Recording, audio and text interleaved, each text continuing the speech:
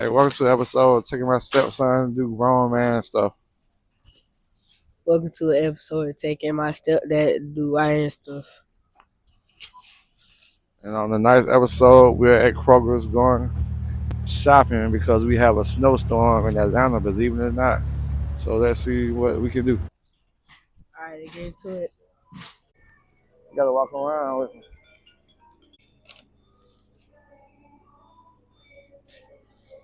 I don't know what we're gonna do, man.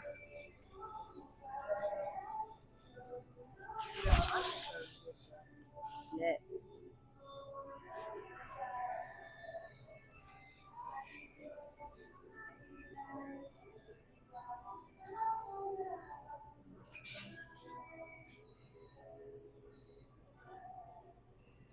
Cut, cut. Man, as you can see, the store is slim pickings. Everything going up out of here. All the bread gone. All the bread gone, son. What we gonna do? What we do? We got pizza, chips, pasta. Hey, what the hell is this?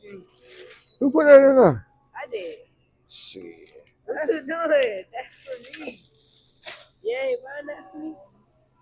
Nah, man. Man.